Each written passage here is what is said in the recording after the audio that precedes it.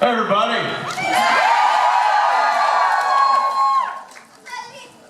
What?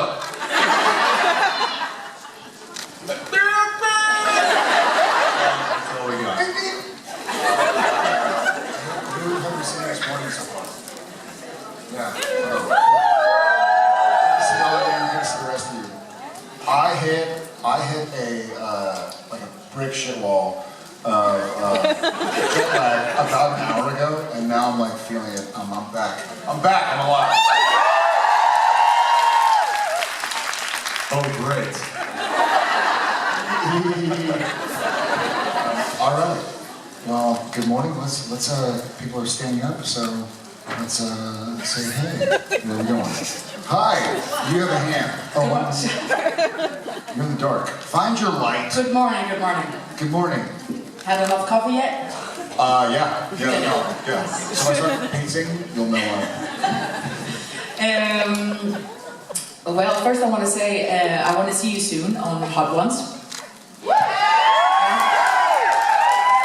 We've been trying for years. Really? I met him in the green room of a UFC fight in Vegas, and I was like, dude, I'm a big fan. He's like, I'm a big fan too. I was like, well, then what the fuck? Like, let's do it.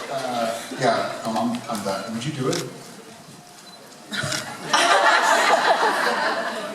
My question though was, all-time favorite director and why? Jensen would love to answer this first. All-time favorite. I don't know, that's a tough one. There's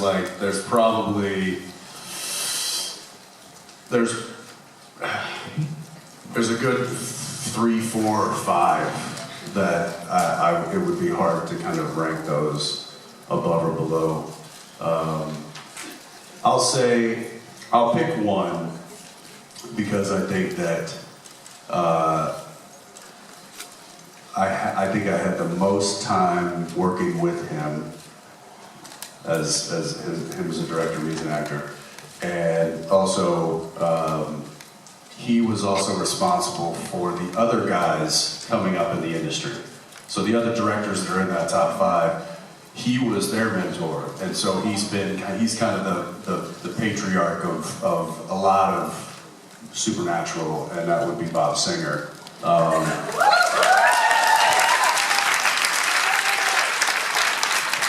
You know, he was the parent on set. He was the big papa and the El Jefe, as some people called him, and he really was a mentor to almost that entire production, from us to the crew to other directors that would come through, and everyone just held him in the highest regard and had the utmost respect for him. And I learned so much from him.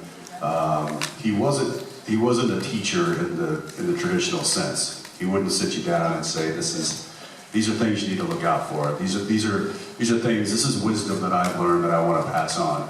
It was just his way of being that you just learned from, and so I think that as a director, because that was his role, but more as just somebody that I learned from for 15 years, it'd be hard not to say Bob Singer. Yeah. I agree, totally. And and to his point. That's the easy way out. Yeah, what did he say? No, I think I had time to think about it while he was answering, and totally true. Like, there are probably 5 or 6 directors that if I were to get, like, he has 35 jobs currently and 48 shows that he's leaving. But I'm not really working right now. I mean, other than in Toronto on The Voice. To that point, like Phil Sacrisha, and I love Nina Lopez Corrado, and I love Rest in Peace Kim Manners, and Rest in Peace What number is? Charles Beeson, yes. What number?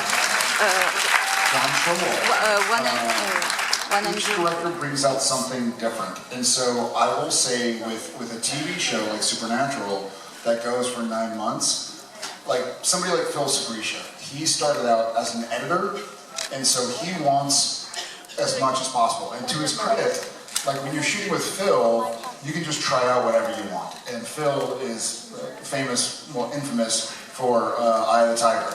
You know, he's just like, let the cameras roll, let's see what happens. And then he gets on the friggin' Impala and starts playing the light guitar. You know, not a lot of directors would have kept the cameras rolling, so he may have still done the same thing, but we wouldn't have been able to share it with the world.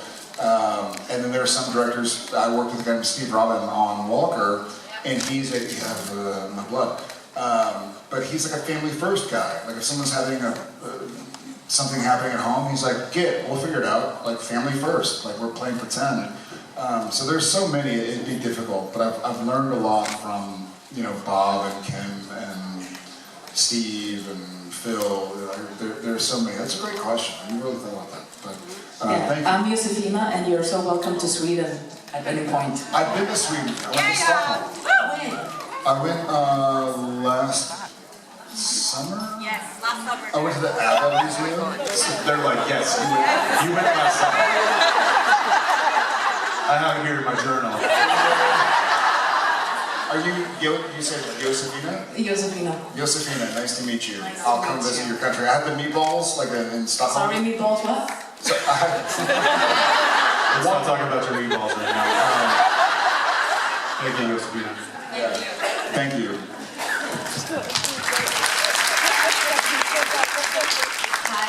Hi, I'm reading it because otherwise it won't come out.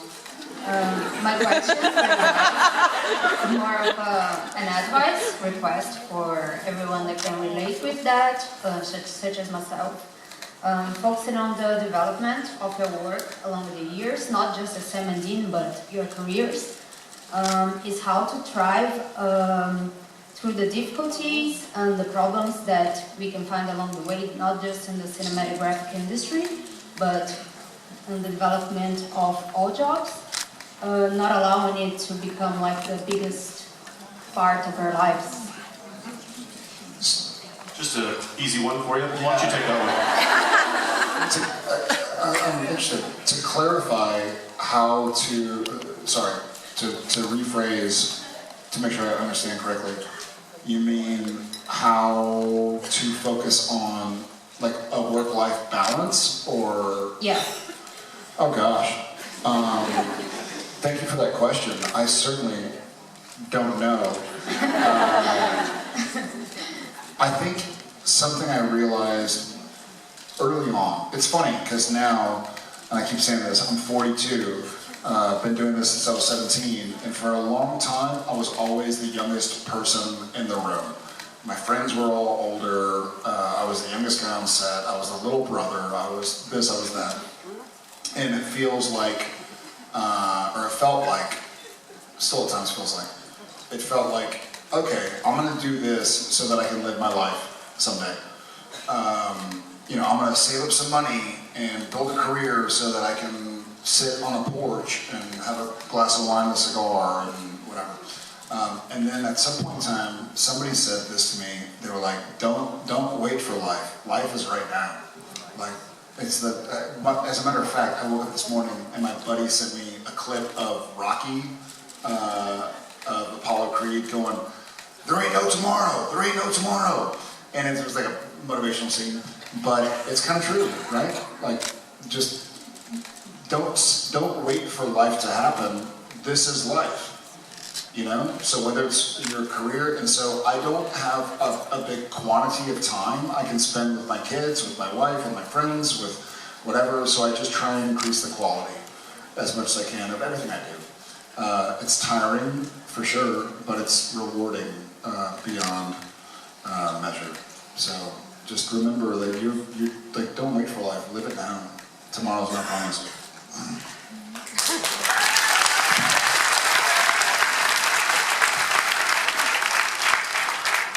Yeah, a similar. Oh, great. What do you say? What do you say?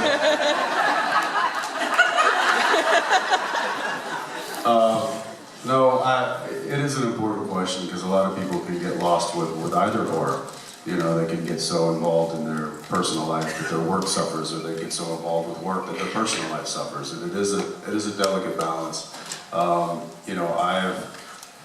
I have found that I'm fortunate enough to, my work is something that I truly love, and so I don't necessarily view it as work all the time. If I step back and look at it from a macro lens, it is an artistic kind of expression. So I get to go and I get to do this thing that allows me to flex my those personal muscles and that artistic muscles and stuff that really means something to me. And I derive a lot of joy out of being on set and collaborating with talented people and other artists. And so the only downside to that is that I can't be in two places at once, because I also love being at home with my family and with my friends, and that fills me with a lot of joy as well. So like Jared said, I think it's really just being present, and whenever you're doing what you're doing, making sure that you do it because you want to do it. You're there because it means something to you and you're getting something out of it. But there's never an easy answer for that, because there's always going to be a struggle with needing more time. And I just try to make sure that the time that I am spending doing whatever I'm doing, that I am present and I am getting joy out of it. And that's, I mean, it works for me, at least I think it does. So. Thank you. Yes, thank you. I think to his point, to what we were talking about, part of it also, and I'll carry on, part of it also is like, reward yourself. I mean, we are aware and wildly appreciative that y'all have gone to work for a year to save money and dedicate time to do something fun. Like, fucking do it. Like, we're here. Like, you not like, oh, I'll do it next year or whatever. Like, do it. Be here. Fuck around. Have fun. Like, have a good time. Smile.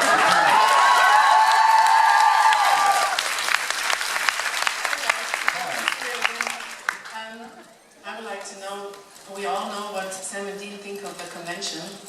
They have been there since season 5. What do you think the Sam and Dean versions from the other dimension in season 15 would think if they were here tonight? Feel free to act it out.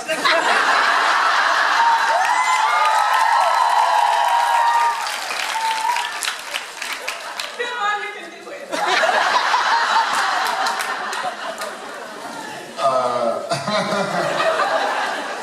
The Sam and Dean in 15 were the purple suit With one. the private jets. Private jet, yeah. And the bun. The bun, Whiskey, no beer. Lots of buns. No beard? No, they don't like the beer at first. Oh, no shit. But then, I forgot. you don't remember. What's your problem with that? Yeah. Sorry. That's a good question. I would surround myself with a lot of people like Sam and Dean in Bizarro World, season 15, for a reason probably. But they probably they wouldn't, Bizarro Sam wouldn't like my outfit. He likes the high. I have that suit, by the way. I think when Supernatural ended, they were like, hey, do you want any, like props from the show or wardrobe? Like, we're never gonna use this again because I'm a weird sized guy anyways, and made it for me, like high, what do you call it, high waters? Pants? The pants that don't go around? High waters? High waters. And now they're like back in style. Like if you have pants that don't go to your ankle. So maybe I should pull it out and wear it. What are you talking about?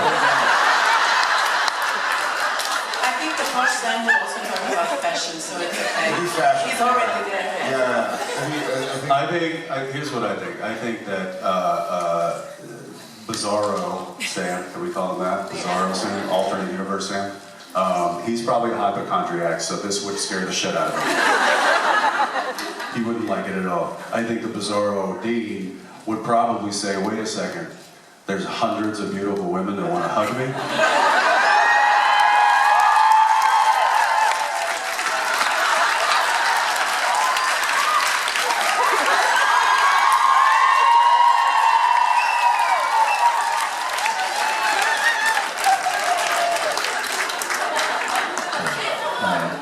Thank you. Sorry, everybody.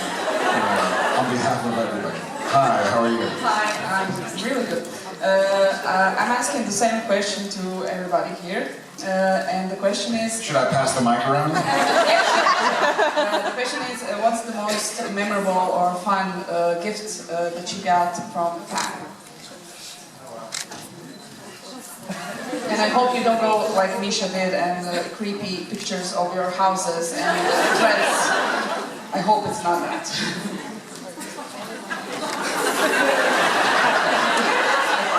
You said the best? Well, I'm hoping for the best, but if you have like a weird... She also said, you said best or most memorable. Yeah. And to that I have an answer. Let's hear it. There was a picture we received one time. It was pre-JIB15, pre-AI or whatever, but it was well photoshopped. Of me and Jensen and Misha and Brock Kelly, as a matter of fact, engaged in a certain act that may have been the inspiration for Rob Bendick's character. So I don't know about the most special, but that was the most memorable. I can't get it out of my mind. That's great. So if you have anything like that, give it to him. It'll be so memorable for you. I'll say there isn't one specifically, because there's been a few of them, but the ones that I've been the most interested in, I would say, has been photo albums that I have gotten from some of you that have really been like a walk through time. And there's really been some thoughtful ones put together of, you know, every convention or every job that I've had, or, you know, anything that any kind of personal photos that were put out there or something. There's just been there's some very talented people and artists and stuff amongst this fandom that have created some really brilliant things, and we've been fortunate enough to be on the receiving end of that artistry many times, and to not only appreciate the time and the effort and the skill that it took to put something together like that, but also it kind of takes us down memory lane in a beautiful way. And so I've been fortunate enough to receive a few of those in the past, and they're just a lot of fun to kind of flip through and look at all the things that we've done and how far we've come. Yeah.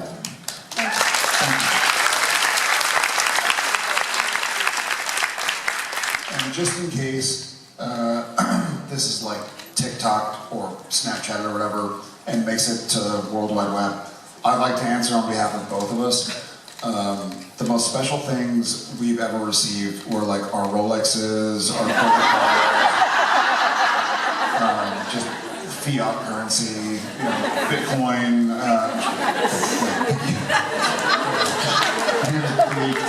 I saw you saying that the moment you opened your mouth. I was like, I know where this is going. Free cars, houses, jets. Well, you said fiats, so. Car currency. How are you? Good morning. How are you? Good morning. Afternoon. Afternoon. Hi, my name is Shira. I was here 2 years ago. I took a picture with you as a mermaid, and I got a wonderful confession from you, Jensen, that you were actually a merman before, and that was wonderful. So thank you for that memory.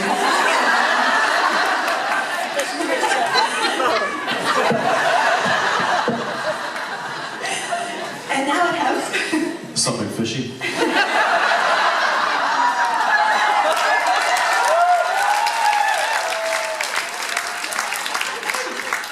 I now have a game for you to play. I know that you've watched the episodes a bunch of times, and now I would like to... No, we haven't. We have not. I have not. Have you watched every episode of Supernatural? Every single one. I don't think everyone. I don't think I've sat and watched everyone from beginning to end, but I probably like 98% I have. So I'll make it easier for you. I have a list of episodes. Really, I have a list. I'm going to name 5 episodes, and it's going to be a competition between you guys. Whoever knows what happened in that episode first wins.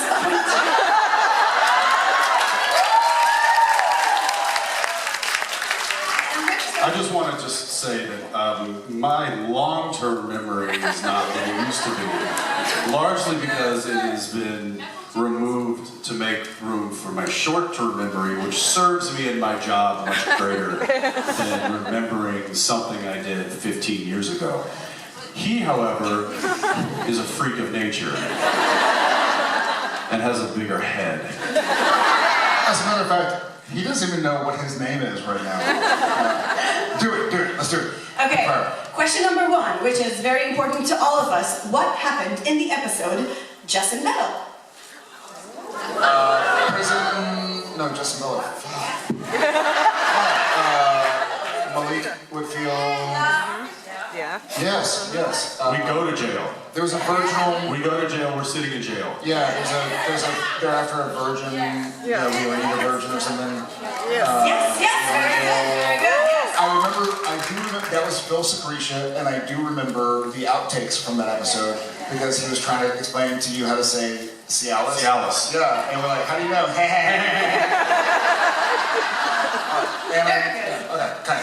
top. Round of applause. Good job, Joe.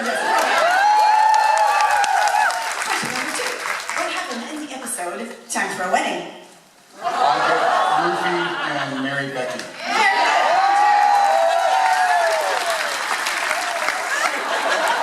I'm over here going, there was an episode called Time for a Wedding. Episode number 3. What happened in the episode In My Time of Dying? Somebody died. I die. D dies. In what version? D dies and goes, and oh, he's mowing the lawn. No. Just kidding. He doesn't like have a thing where like Mary and no, that's just kidding. Just making sure you're paying attention. There was a death. And it was just in time. Is that when Dean dies or Sam dies? Dean dies. Wait. Okay. Stop it! Did Eric Kripke direct that episode? No, he did What Is What Is. Shut up, I'm just working through some things. Give us a hint. Tessa. What? Tessa. It's at the Reaper. Yes. Oh, was that the... Riverview Hospital. No. Yes. And she has yellow eyes, she can't see him, and so he's... I remember the fucking gag reel, because he's moving her hand. Wait, was this when Jeffrey... 201. 201. Manners directed. 201. And it was the cup drop, the coffee cup drop.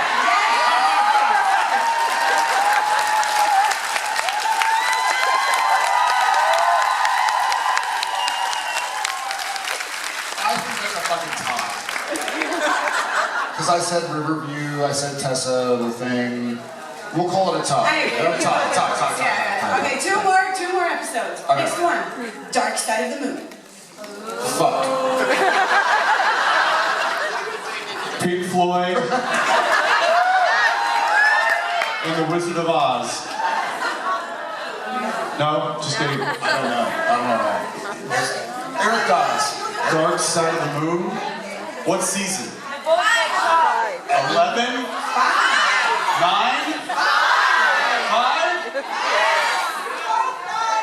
Both die.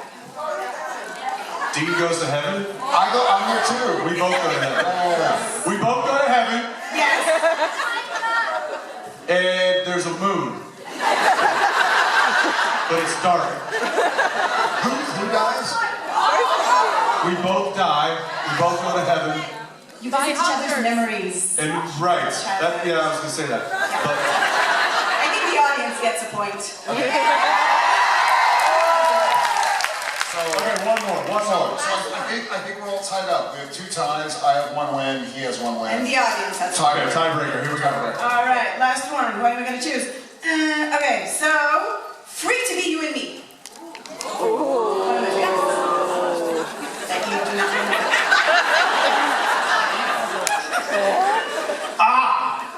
It was you and me. And we were free. To be. Am I close? Season 8. No. 6. Was that 5. 3, 2, 1, 15, 13. Season 5. There's too many seasons! Was that Type Theories? That wasn't Type Theories. No, it was not. One episode before the end. I got nothing. Nothing? Kane? No. Oh, fuck off. All right, so when Sam and Dean break up, and Sam goes and have his own fictional, own adventure, and then Oh, Sam has a fictional something? Yes, Sam is fictional. English is not my first language. You had an adventure with the hunters that cut you and tried to feed you demon blood, and Dean went with Cass, and you met. Never mind. It sounds like 80 episodes of Supernatural. I just love also. No, you remember it was Sam's fictional story. Fun. Okay, Ty. Ty, thank you. very much I'm for playing. embarrassed. Thank you.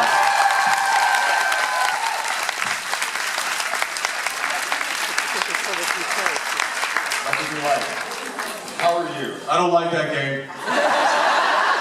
A tie's good. I'll go.